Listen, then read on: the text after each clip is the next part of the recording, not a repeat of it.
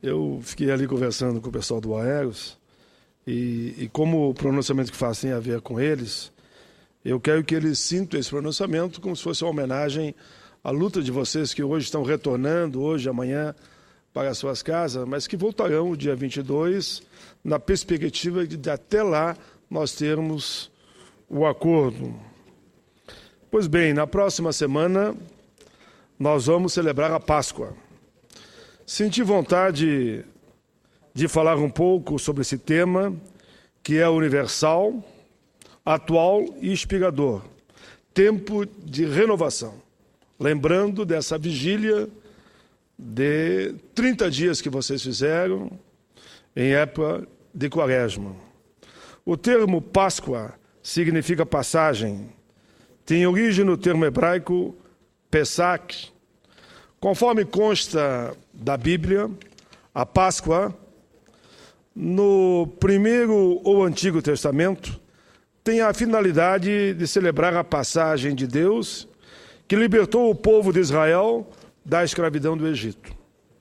No seu aspecto histórico, a Páscoa, no Antigo Testamento, é a festa que faz a memória da passagem de Deus no Egito para a libertação do povo. Eles foram escravos do Egito por cerca de 400 anos. No aspecto agrícola, anteriormente, era a celebração do início da primavera, no primeiro mês da colheita da cevada, e que Israel adaptou para a celebração da Páscoa, quando eram feitos pães sem fermento.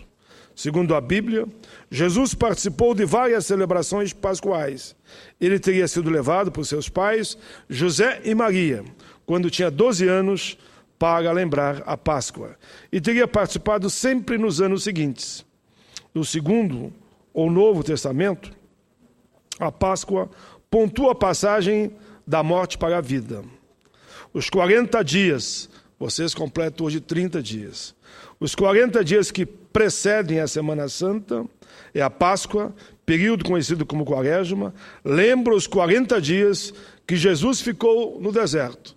Vocês ficaram 30 dias no confinamento, na vigília. E o sofrimento que ele suportou.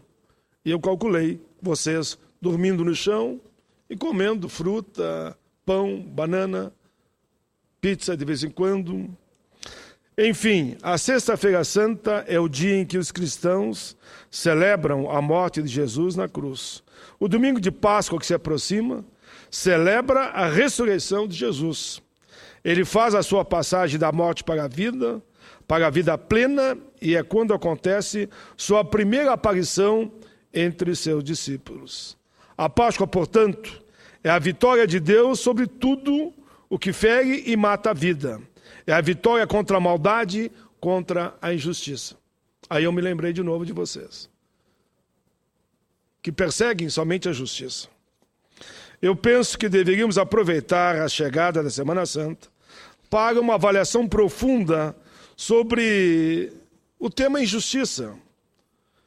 Quantas pessoas aguardam ansiosas para que erros cometidos, como cometeram com Cristo, em relação a elas, sejam separados, sejam efetivamente reparados.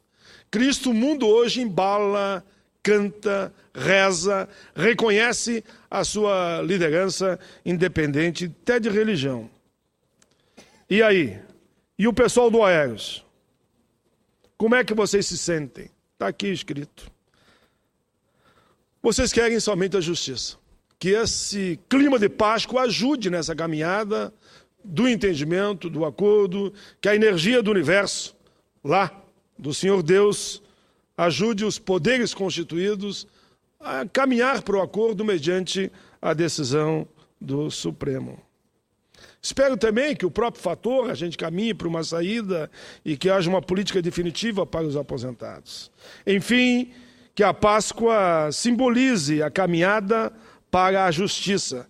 E aí vocês do Aeros vão em casa, eu sei, e voltarão no dia 22. Oxalá, como aqui já foi dito por uma senadora, Vanessa, que a gente possa nesse dia celebrar o acordo logo após o domingo de Páscoa.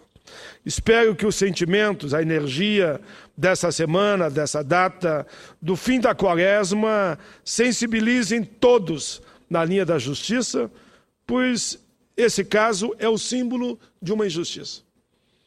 Eu sei, e me pediram que eu dissesse, que isso vem lá de uma injustiça cometida antes do governo Lula.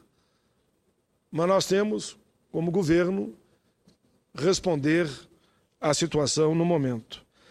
Eu acredito que a Páscoa nos traz um momento sublime, uma grande oportunidade de fazermos mudanças, e a decisão do Aeros é uma mudança. Nesse tempo de renovação, de passagem, somos convidados a viajar pelo interior de nós mesmos, extrairmos dele a capacidade de ir em direção àquilo que é justo, de se colocar no lugar do outro. Eu, às vezes, me coloco no lugar de vocês. 953 já faleceram. Eu gostaria que esse convite à reflexão, no combate a todo tipo de injustiça, permeasse os corações dos homens e mulheres desse país e da própria humanidade. Gostaria que Deus renovasse nossa capacidade de amar e de sermos justos. Gostaria que nos encontrássemos toda a capacidade de ficarmos indignados contra qualquer tipo de injustiça. Termino dizendo, senhor presidente, Cristo se doou de uma forma jamais superada ou igualada. Acredito que ele nos deixou um convite bem claro para a renovação, para o renascimento, para perseguirmos eternamente, de forma quase de um imortal, a caminhada dos justos, perseguir a justiça. Meu mais profundo desejo é de que a gente se colocando no lugar dos injustiçados, como vocês do Aeros, a gente possa sentir, responder e atender o que vocês pleiteiam, que é somente receber aquilo que tem de direito. Enfim, que possamos renascer no amor e na justiça, reparando as injustiças que são feitas. E acreditamos que construiremos, sim, um acordo nessa questão do Aeros, pela boa vontade que percebi de todos os setores de dentro do governo e da própria presidenta Dilma. Senhor presidente, para concluir, eu só faço um registro em 4 minutos, dizendo que ontem foi 64 anos da ANFIP. A ANFIP, Associação Nacional dos Auditores Fiscais da Receita Federal.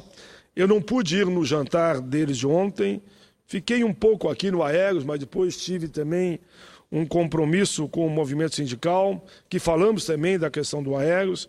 Então eu queria agradecer muito o convite que me foi feito pela presidenta da entidade, a senhora Margarida Lopes de Araújo, pela vice-presidente das Relações Públicas, senhora Maria Aparecida Fernandes Paz, Leme, e de toda a diretoria dessa importante entidade.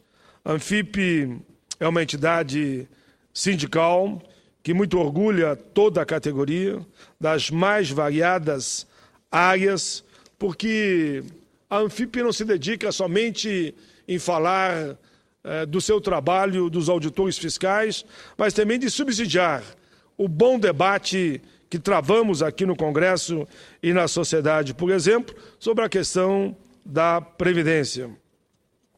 Enfim, fica aqui o meu maior carinho à nossa querida ANFIP, Associação Nacional dos Auditores Fiscais da Receita Federal.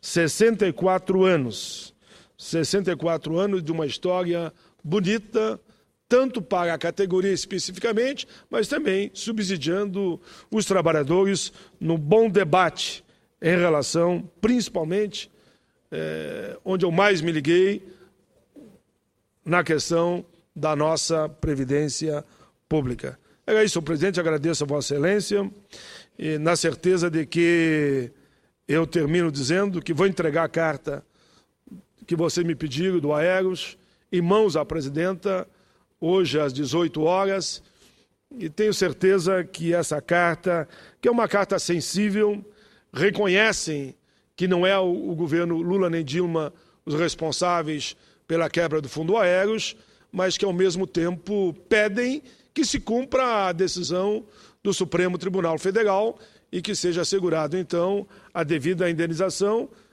de imediato com a volta do pagamento da folha dos moldes que vocês estão propondo. Era isso. Feliz Páscoa para todos e que Deus ilumine o caminho de todos nós.